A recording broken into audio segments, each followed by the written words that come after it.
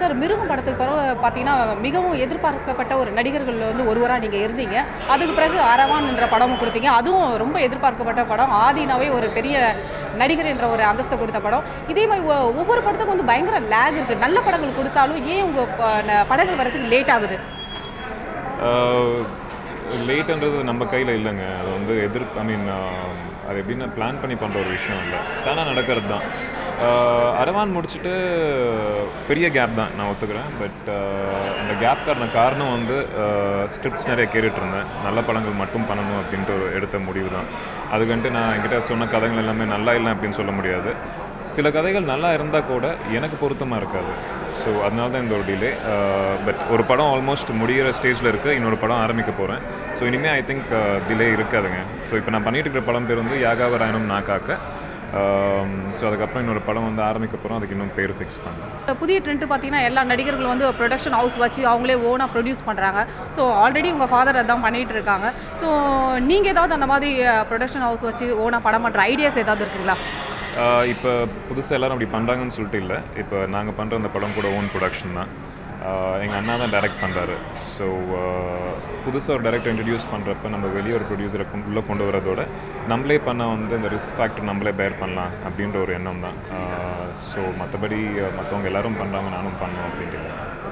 இப்போ வந்து எதிர்பார்க்கப்பட்ட ஒரு நடிகர் நான் ஏற்கனவே சொல்லியிருந்தேன். அப்படி இருந்தும் வந்து ஒரு பிரேக்கு நீங்கள் எப்போ வந்து எங்களுக்கு வந்து ஒரு நல்ல ஒரு பிரேக் கொடுத்து ஆதின்ற ஒரு ஆர்டிஸ்ட் நானும் இண்டஸ்ட்ரியில் இருக்கேன், நான் என்னாலையும் வந்துட்டு இது பண்ண முடியும்னு சொல்கிற மாதிரி ஒரு நல்ல பிரேக் எப்போ கொடுக்க போகிறீங்க? சினிமா இண்டஸ்ட்ரியில் பிரேக் அப்படின்னு பார்த்தீங்கன்னா அதுக்கு ஒரே ஒரு வார்த்தை தான் சொல்லணும்: சக்ஸஸ், வெற்றி.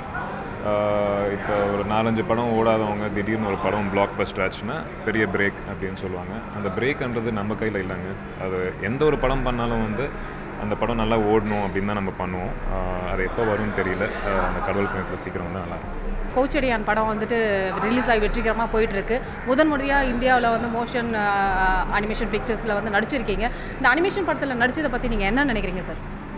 India's first photorealistic performance capture film. இந்த படத்தில் நடித்தது ரொம்ப ஒரு டிஃப்ரெண்ட்டான எக்ஸ்பீரியன்ஸுங்க. பிகாஸ் நார்மல் சினிமாவுக்கும் இந்த படத்தில் நடிக்கிறப்ப ரொம்பவே வித்தியாசம் இருக்கும். ஐ திங்க் இந்தியாவில் ஃபர்ஸ்ட் டைம் ஒரு விஷயம் இன்ட்ரடியூஸ் பண்ணுறது, அதுவும் சவுத் இந்தியாவில் இன்ட்ரடியூஸ் பண்ணுறது ஃபர்ஸ்ட் டைம். நீங்கள் வந்து இதுக்கு முன்னாடி இந்தியாவில் ஹிஸ்டாரிக்கல் டேட்ஸ் அப்படின்னு பார்த்தீங்கன்னா ஃபஸ்ட்டு சினிமா எப்போ வந்துச்சு, அந்த டேட் நார்த் இந்தியாவில் தான் பண்ணாங்க.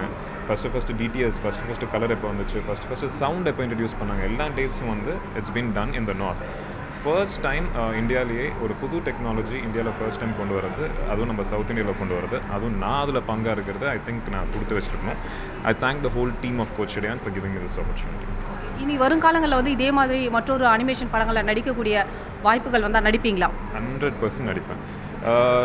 நான் வந்து ஃபஸ்ட்லேருந்து நீங்கள் பார்த்துருப்பீங்க, ஏதாவது புதுசாக இருந்தால் டப்புன்னு அதில் குதிச்சு எனக்கு அதில் பங்காக இருக்கணும் அப்படின்னு சொல்லிட்டு நான் ஆசைப்படுவாங்க. இந்த ரெம்யூனரேஷன் விஷயம் அதெல்லாம் செகண்டரி.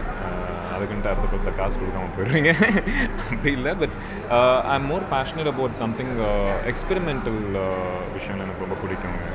இப்போ வரைக்கும் யாரும் பண்ணாத ஒரு விஷயம் நம்ம பண்ணும்போது அதில் ஒரு தனி கிக் இருக்கும். ஸோ கண்டிப்பாக இதுக்கப்புறம் நம்ம மேபி கோச்சடியான் 2 பண்ணலான்னு நினைக்கிறேன். Let's see. இதுக்கப்புறம் கண்டிப்பாக ஒரு பெர்ஃபார்மன்ஸ் கேப்சர் டெக்னாலஜியில் யூஸ் பண்ணி ஒரு படம் வந்துச்சுன்னா ஐ ஷியோர்லி டு இட். இப்போ வந்து கோச்சடியான் வந்து நல்லா வெற்றிகரமாக ஓடிட்டுருக்கு. இந்த வெற்றியை நீங்கள் எப்படி பார்க்குறீங்க? நீங்கள் இது வந்து இந்தியன் சினிமாவுக்கு வந்த ஒரு வெற்றின்னு தான் நான் நினைக்கிறேங்க. தமிழ் மக்களுக்கு முதல் நன்றி. பிகாஸ் ஒரு புதுசாக ஒரு விஷயத்தை வந்து இன்ட்ரடியூஸ் பண்ணும்போது மற்ற ஸ்டேட்ஸ் விட்டுருங்க, அது தமிழ்நாட்டில் இருக்கிற தமிழ் ஆடியன்ஸ் வந்து அதை கண்டிப்பாக வரவேற்பாங்க. அதை நம்ம வந்து நிறைய படத்தை ஒரு எக்ஸாம்பிள் எடுத்து சொல்லலாம் நம்ம. ஸோ இந்த மாதிரி ஒரு புது டெக்னாலஜி இந்தியாவில் ஃபர்ஸ்ட் டைம் இன்ட்ரடியூஸ் பண்ணும்போது அதில் குறை சொல்லாமல் கதையாக நல்லா இருக்குது, ரஜினி சார் படம் ரொம்ப அழகாக இருக்குது அப்படின்னு சொல்லிட்டு பார்த்து என்ஜாய் பண்ணுறாங்க. இன்றைக்கி படம் பார்த்த எல்லாருமே வந்து அது ரொம்ப வெற்றிகரமாக இருக்குது, ரொம்ப நல்லா இருக்குது, என்ஜாய் பண்ணுறாங்க. ப்ளஸ் வெளியே வரும்போது ஒரு பிரம்மாண்டமான ஒரு எக்ஸ்பீரியன்ஸோட வெளியே வராங்க. ஸோ ஐ திங்க் முதல் நன்றி டு தமிழ் ஆடியன்ஸ். லாஸ்ட் ஒரே ஒரு கொஸ்டின் சார். இந்த படத்தில் ரஜினிகாந்தோடைய பாடி வந்துட்டு உங்களுடைய பாடி தான் பயன்படுத்தப்பட்டதுன்னு ஒரு பரவலாக ஒரு தகவல் இருக்குது. இது எந்த அளவுக்கு உண்மைன்னு எனக்கு தெரியல. இதை பற்றி நீங்கள் என்ன சொல்ல விரும்புகிறீங்க? நோன்னு தான் சொல்லணும், வேறு என்ன சொல்லணும்? இல்லைங்க, அது மாதிரிலாம் ஒன்றுமே இல்லை.